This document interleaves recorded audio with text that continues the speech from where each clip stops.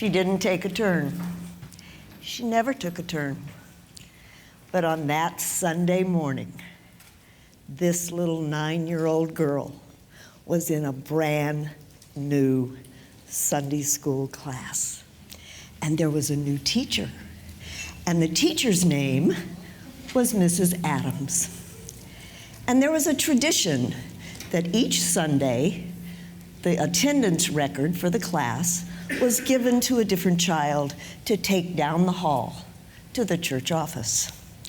And so that very first Sunday in that new class, Mrs. Adams gave the attendance record to Dorothy. And she said, "It's your turn." I don't take a turn. And all the other children said, "She never takes a turn." You see, Dorothy had polio. She wore braces on her legs and walked with crutches. It was a chore for her to get from point A to point B. And Mrs. Adams looked her straight in the eye and she said, "But you can, can't you?" I could try, she said. And with her braces clanking and her crutches thumping and a smile as big as all outdoors, clutched in her hand was the attendance record as she went down the hall to the church office. And at that moment, Dorothy started to think, what if, just maybe, I can do other things I'd never done before? What if I could actually take a turn at school, in the park, on the playground? And so she began to dream. By the time she was 12, the braces were gone, the crutches were gone. She still was not like all the other kids. She had a little catching up to do. But she began her journey, and she began to dream even bigger dreams. And she had a really big dream. And that was to go to university and have a career. And as part of the application process, she had to go and have a physical. So she went, she had the physical. The doctor came in and said, "Don't go to university." "Why not?" she said. Because she could. And he said, "You know, I've known you all your life. You were born with one leg shorter than the other. You have a slightly deformed foot. You walked with braces and crutches until you were 12. There hasn't been a day in your life without pain. You should go to business school or vocational school. Get a job where you can sit down, because in 3 years, you're going to be in a wheelchair for the rest of your life." She thought about that for a minute. She looked him straight in the eye and she said, "If I'm going to be in a wheelchair, you better order it now, because I want a red one." Now, this was in 1930. Wheelchairs only came in basic black. And she walked out of his office, she enrolled in university, she graduated in 4 years with honors, thank you very much, because she could, and she got her first job, working for a statewide association in California. And part of her job was to work with young people. And part of that job was to conduct back-to-back-to-back-to-back-to-back camps every summer, 1- and 2-week camps, all summer long, for these kids in the mountains. So she hiked all over the mountains with those kids and did all the camping things. Still had one leg shorter than the other. Still had a slightly deformed foot. Still had pain. But every time she thought, "I can't do this. I'm too tired. Somebody else should do it," she heard Mrs. Adams in her ear saying, "But you can, can't you?" At the end of those 5 years, she met a minister, a widower, with 4, count them 4, teenage children. She married him because she could. A few years later, they had another child, and a few years after that, they adopted yet another child. 6 kids. And I'm proud to tell you that as the only biological child of my mom and dad, I grew up with the encouragement that Mrs. Adams gave my mom and then my mom gave me. But you can, can't you? And so I believed her, as did everybody else in the family and everybody whose life she touched. Because they'd look at her and say, well, if you can do it, surely I can do it. Now, you might think, what does all this have to do with living an amazing life and leaving a lasting legacy? You're just telling us family legends. Well, that's not entirely incorrect. My mom was pretty legendary. But the reality is there's a difference between being legendary or a legend and leaving a legacy. I've done a little research on it, not just my mom. And the reality is, as far as I'm concerned, in my experience, something that is legendary is got a finite shelf life. I'm the only person in our family and in anybody that I know of that is still telling my mom's stories about my mom. And now you know about Mrs. Adams and my mom, and maybe it will have resonated just a little bit with some of you. Not all of you, but it'll resonate with you, and perhaps you'll pass it along to somebody that I will never meet. And they'll massage it a little bit to fit their needs, their situation, and it'll go on. And then it becomes legacy, because legacy goes on and on. But when I quit telling the stories, the legend will die, because there's nobody else telling them. And you're not allowed to tell my mom's stories, by the way. So, that's the difference between legends and legendary and legacy. And I think mom's stories are a little bit of both. I also think that there's a metaphor for building and leaving a legacy. It's like planting a seed. Now, I am not a gardener, okay? I can kill silk plants, and I have some brown ones at home to prove it. Go figure. But when you plant a seed, there's 2 ways that seeds get planted. Again, I had to do some research. You either plant them deliberately so that you can get a certain kind of flower, tree, plant, whatever it is, so that you can construct a certain kind of garden, a golf course, whatever sculpted kind of greenery you want. And that's all deliberate. You do it for a specific purpose. But the other kind of seed planting happens by chance.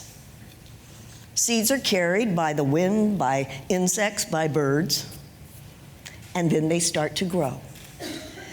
And the reason I know this is true is because when I started my career, I was a school teacher in remote Native American villages in Alaska, north of the Arctic Circle, because I could. Now, that was a pretty interesting time in my life. And after a few years of no TV, no telephone, no running water most of the time, living in a log cabin where it was awfully cold and awfully dark for awfully long, I moved to Honolulu because I could and because I deserved it. And when I got there, somebody gave me a little book. It was called Honolulu 100 Years Ago. Now, this was in the late 1970s, and the book was already 50 years old. But it had pictures, black and white pictures, taken back 100 years before or 150 years before. And so I began to look at these pictures to see if, as I was acquainting myself with my new home, whether or not it still looked the same.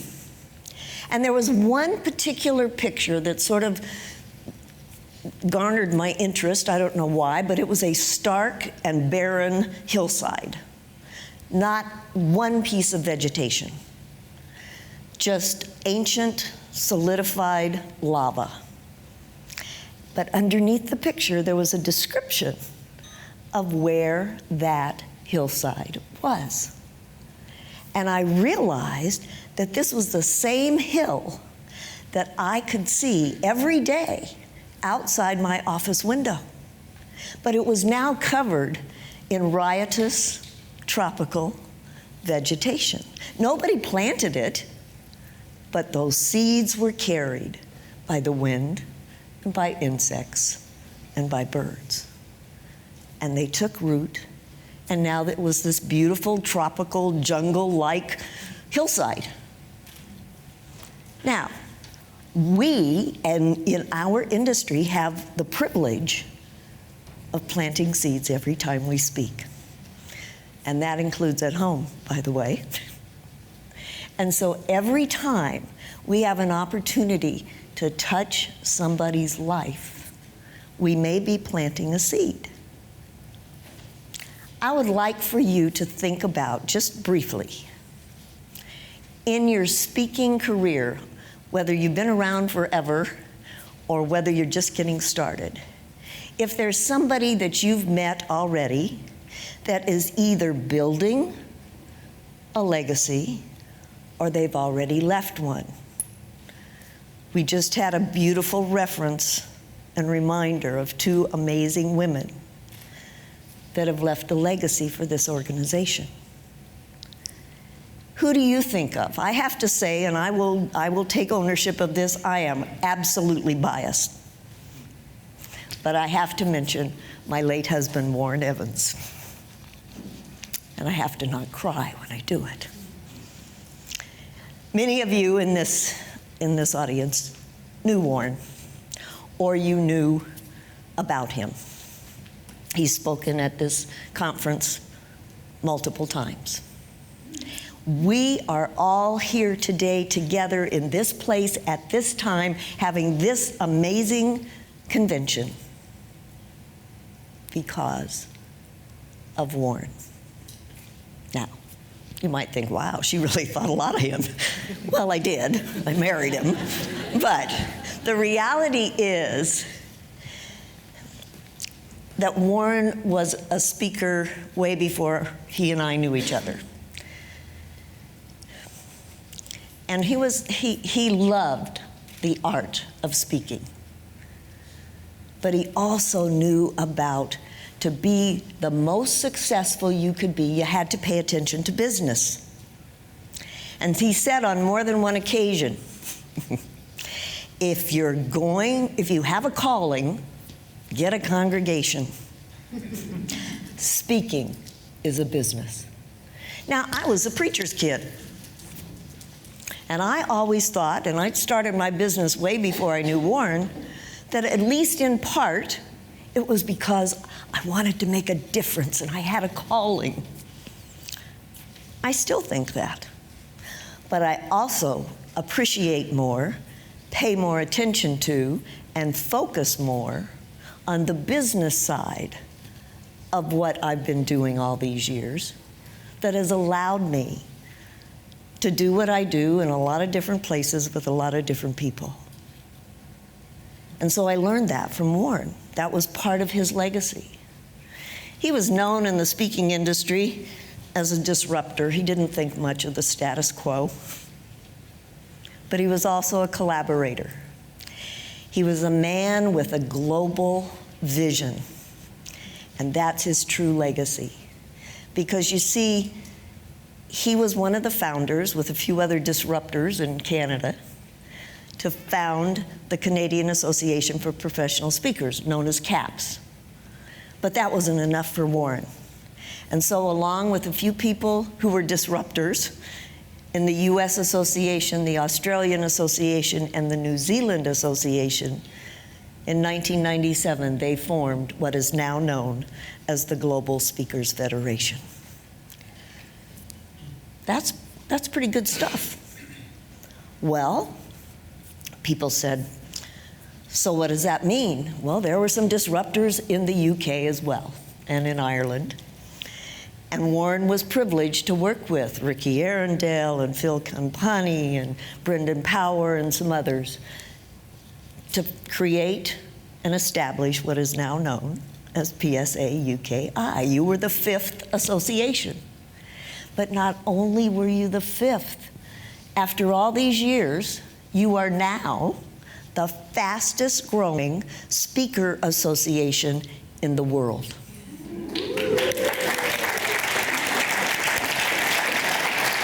Now, you may have established a speaker association eventually. I'm sure you would have. But the reality is that it got established when it did because of the help of a gentleman who was the love of my life, Warren Evans. So we're all here today because of that. How cool is that? He left us too soon. He's been gone just a little over 5 years now. But the last few months of his life, he had hundreds of people come to see him from all over the world or to call him on the phone. Many of you in this room. And almost to a person, they would talk to him about the Federation. What's going to happen to the Federation? You were the founder. You were the first president. What will we ever do without you? And he always answered in the same way. I played my part, and now it's your turn. The Federation will change. The industry will change. Technology will change. Your job is to change with it to ensure that the Federation continues to grow and that we continue across borders, across continents, to collaborate and maybe just be a little bit disruptive, because we can. So that was Warren. That's a pretty good legacy. But we have to get back to Mom because we sort of left her hanging there with all those kids. She had a long life. At age 94, Mom gave her last speech. Now, she never spoke professionally, but she did a lot of work with women and at church with my dad and all that. And so when she was 94, she got a phone call from a friend. A bunch of ministers are having and their wives are having a banquet. We want you to be our featured speaker. Can you come? And she said, I'd love to, but I can't. Why not? Well, I can't stand up that long anymore, she said, without a little help. And not to worry, we have the technology. We'll have a chair on stage for you, and you can sit there, and we will be thrilled to hear you. So she went. It was settled. The day after, she's in California, I'm in Toronto. I called and said, Mom, how'd it go? How was your speech? And she waxed eloquently about the food and the decorations and the flowers and on and on. And I said, but Mom, what about your speech? Oh, I did okay, she said. I got a standing ovation. Wow, Mom, that's great, I said. And she said, oh, that wasn't the best part.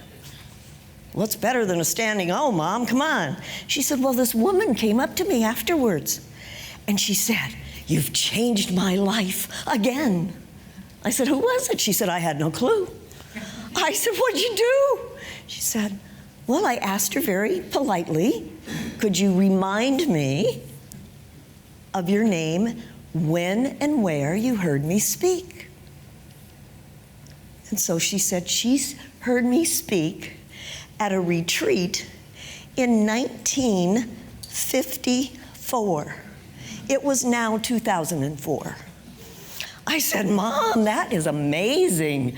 She remembered you and what you said for 50 years. I'm lucky if people remember what I say for 50 days. There was a slight pause in our conversation, and then this voice said, well, I am a professional. I immediately jumped into the middle of that, and I said, no, you're not. I said, Mom, you're a great speaker. You're an amazing storyteller. But I'm the professional in the family. They don't pay you. They pay me. This is how I make my living. Again, there was a pause. Not this weekend, you weren't. Part of Mom's legacy, part of Mom's story was her ability in a very quiet but to the point way, reminding me, don't take yourself too seriously, don't get a big head, be honest with your audiences, and be honest with yourself. 2 years later, age 96, she finally got her wheelchair.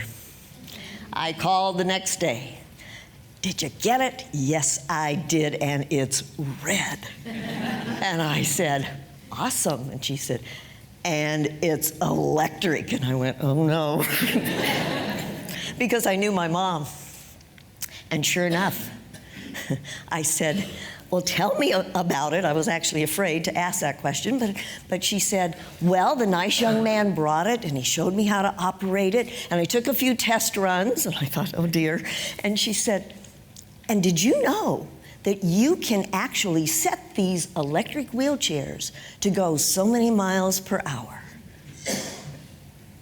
And I said, and the nice young man had set it to go 4 miles an hour. And I said, and she said, and I revved it up to 10. I personally have seen people with walkers jump out of her way. She was known as Speedy at the retirement center. And I thought, you know, that's kind of another metaphor for how we face the challenge every day when we speak to people and touch their lives. Are we revving our story that we're living up to 10? Are we telling the same old stories in the same old way because it's easy and because we can? Or are we being specific and authentic and relevant as we live our lives and tell our stories? That's a big challenge. And how do we do that? How do we ensure that we're building a similar kind of legacy, not the same, as perhaps Warren and some of the colleagues that he worked with built, to ensure that this association and the Federation continue to evolve and grow? Some of my best friends on the planet are in this room today, and I never would have known them without the various speaking associations and the Federation that I've had the privilege to attend, sometimes as a speaker and sometimes sitting just like you are. And I always learned things, and I always tried to do better. I didn't always make my list twice as long, Roger, wherever you are, but I did try to implement something after every one, because you always learn something. So how do we ensure that? How do we know that we can do that? Well, I think we have to ask ourselves some questions pretty much every day. Maybe not all these questions every day, but one good question is, what kind of seeds are you planting? How are you actually living your story? Are the stories that you're sharing influencing others to be relevant, to be authentic, to do their best, to be a better leader, to be a better salesperson, to be a better customer service representative? Whatever it is, wherever you speak, whether you train, whether you coach, whether you consult, or whether you stand on a stage. What kind of story are you living that people can look at and say, that's congruent? I hope people can say about me, she's the same on stage as off. She can laugh at herself in both places. Not just because I can, but because I should.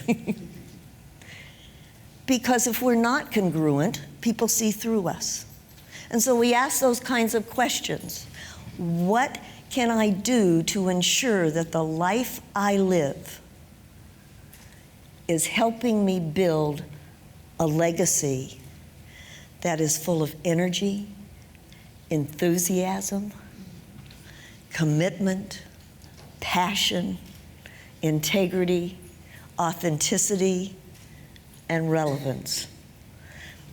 I think the answer bears repeating, and that is that we continually and consistently rev our stories up to 10 because we can.